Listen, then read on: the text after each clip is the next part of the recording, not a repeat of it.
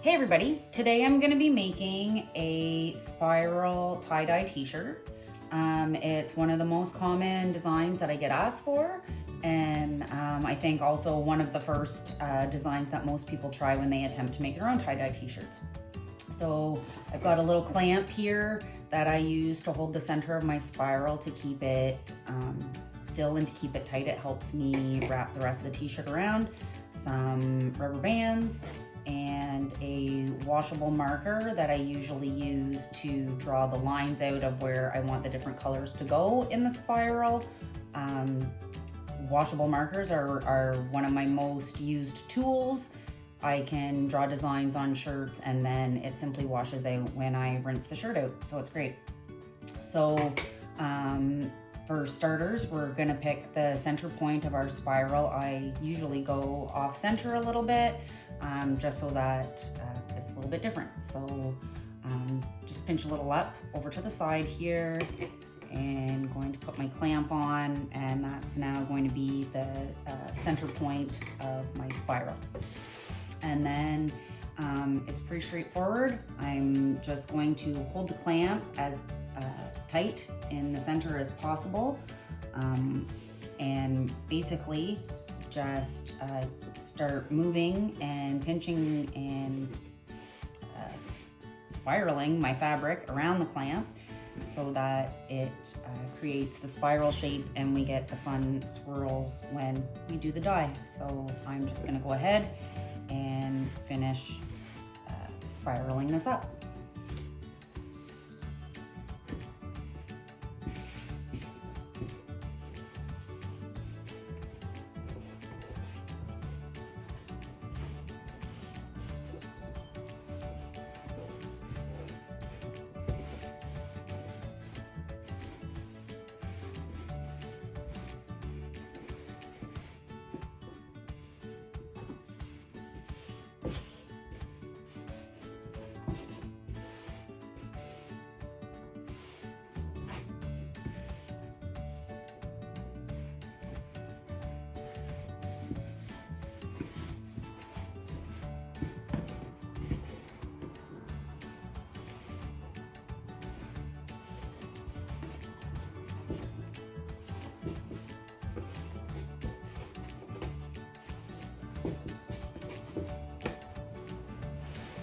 So hopefully you can see there, the clamp is still in the center and I'm just starting to spiral the t-shirt around the clamp to get that, to get the spiral shape in my dies.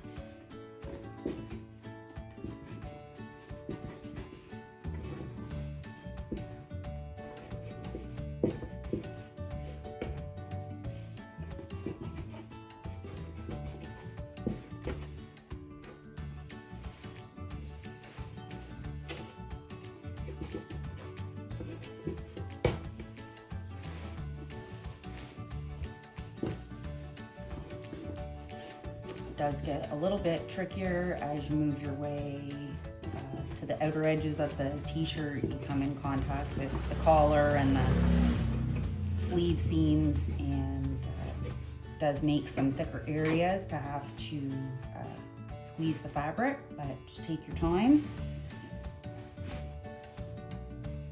and just keep going. The best part about tie-dye is that it does not have to be perfect. That's one of my favorite things about tie-dye. I like to tell people it's perfectly imperfect.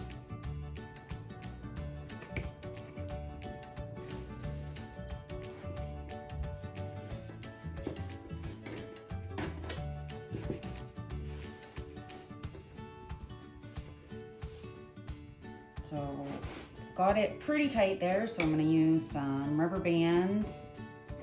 This is probably the trickiest part, trying to get it around the spiraled shirt without letting go of the spiraled shirt and then losing your fold. After I have the first band on there, I usually pop out the clamp. Don't really need that anymore. You can see there that it kept the center of the spiral nice and tight for me.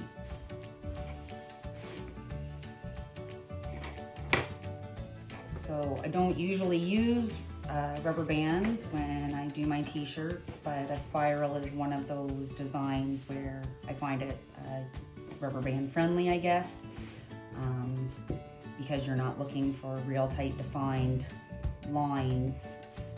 The rubber bands do a good job of holding the t-shirt in place. And I usually just do 3 or 4, just kind of try to get those ends so that they stay with the spiral, and it's easier to get the dye on them. I would say that's pretty good. So there we have our spiral t-shirt all tied up with some rubber bands. You can see the other side nice and spiraled. Sometimes I take my, I have a little metal tool that I use, and I will tuck the tag down in. Using my finger sometimes works, but usually I need my tool just to get it down in there, and it helps it get out of the way. And we'll continue once I have my table ready to do some dyeing. Okay, so I'm all set up and ready to start my dyeing. As you can see, I've already drawn on the shirt some blue lines to give me a reference of where I would like my dyes to go. I'm going with the standard just pie shape sort of pieces. There's lots of different ways that you can color a spiral to get all kinds of different effects, but this is probably one of the most common. This one was asked for pink, blue, and yellow, so I've got fuchsia, turquoise, and my bright yellow out. And we're gonna get to doing some dyeing here. So I personally find it's always best to add my yellow last. Otherwise, I feel like when the other colors touch the yellow pulls them in more, and then you get a lot of color blending, which I'm trying to avoid as much as possible with this shirt. It's difficult to do. I do use liquid dyes, so it's natural for them to want to touch and mix, but I'm gonna try to keep them as separate as possible. Anyways, I'll start with my fuchsia, and I'm just gonna go in and try to get it as close to the center as I can without making the center too muddy. And I'm gonna try and leave just a little bit of white in between each color as well to give the colors some definition. So I'm just gonna go in here and start gently squeezing my dyes out. Like I said, try to get as close to the center as possible and just come on out and fill in the pie shape. So the amount of dye you use is really kind of up to you. It depends how saturated you want the shirt. Sometimes you like a lot of white to show through. Sometimes you want solid saturation. I tend to do more of a solid saturation look myself. That's just the look that I tend to like, but it all depends on what you like. I do find there's a few ways that you can kind of test your saturation level, and I will kind of discuss that a little bit once I get all my dye on, and then you can, I'll show you how I determine if I have enough on and whether or not I need to add a little bit more. So I'm just going across the circle shape of the shirt here and just doing the pie shape opposite of the first fuchsia one that I did, and just filling it in there. Set as close to the center as you can try to get without trying to make the center too muddy. And I'm gonna use the turquoise next. So I'll rotate the shirt a little bit so that I can reach the different sections better. I'm just gonna do the one right beside the fuchsia here. Again, closest to the center as I can. And again, what I said earlier about being perfectly imperfect, it's part of what I love, right? You are gonna get some color bleeding, some color mixing, and that's okay. It just adds to the tie-dye look, I think. And it's what helps make each shirt unique and custom.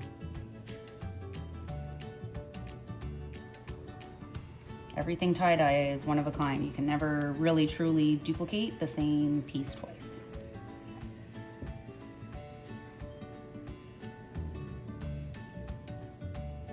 So same thing with the turquoise here, just again move to the opposite side of the circle there, just doing the pie piece shape opposite.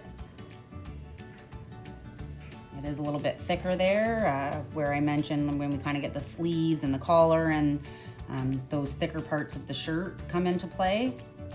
So you're always going to want to put a little bit more dye there to make sure that it spreads down through the different layers of the shirt.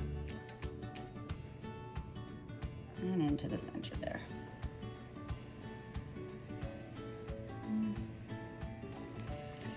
There we've got our turquoise, and finally I'm going to go in with the yellow here and do the last two pieces here.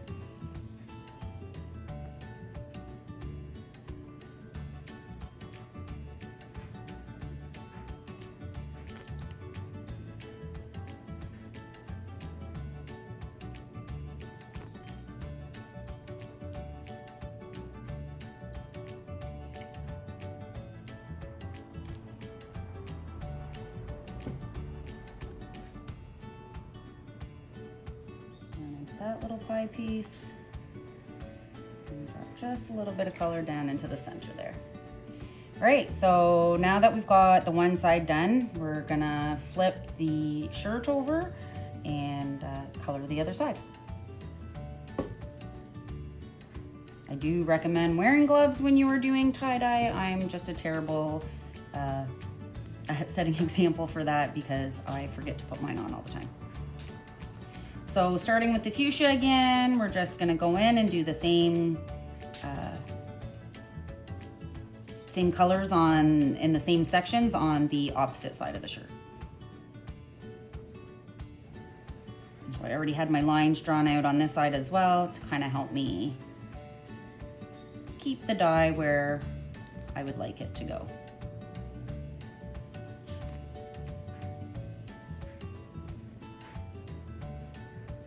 Nice little drop down into the center there. On the other side.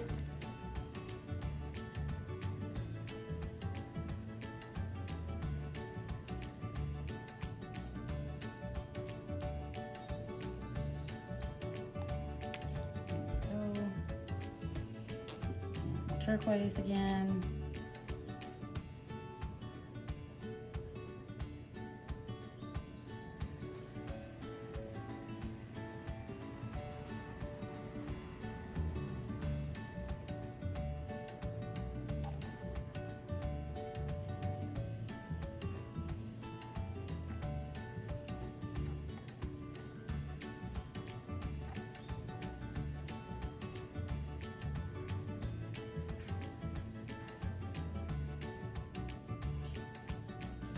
And those thick parts nice and saturated.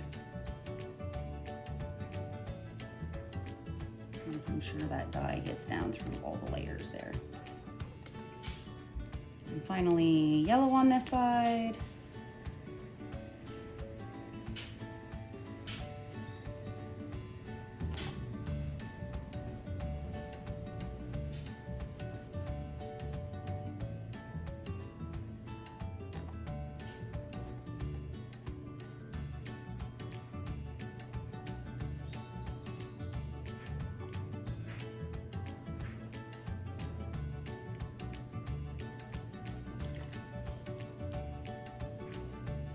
So I see some white over here on my fuchsia that I just want to touch up a little bit.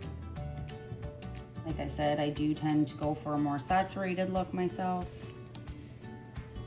And whenever I'm not sure, I have a handy little tool that I use that I just can kind of dig down into the layers, and you can see actually the color actually got down in there pretty decently. Oh, the fuchsia could maybe use a little bit more. There's some white down in there. You can see the white. Maybe a little bit more on the turquoise as well. So I'll probably just gonna go back in and add just a little bit more of each color to each pie piece. It looked pretty good. I probably don't need a whole lot.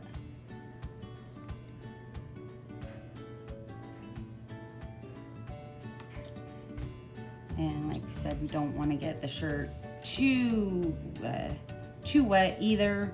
Then it kind of becomes messy, and then we can get some color bleeding that we don't want when while it's resting.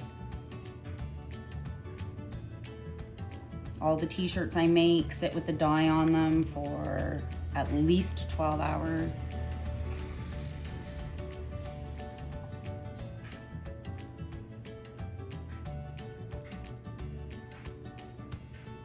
So as you can see here, when I added the fuchsia to this area here, it touched some of the yellow, and it did pull some of the fuchsia color this way.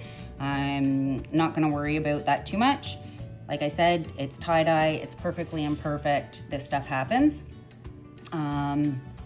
Hopefully it just kind of stays put and doesn't spread any further. But I'm gonna just turn it over again, show you we've got both sides of the t-shirt done here. And I'm going to now put it in a plastic bag, and it's going to sit until tomorrow morning when I'm going to rinse it out, and I will reveal the final product to you guys.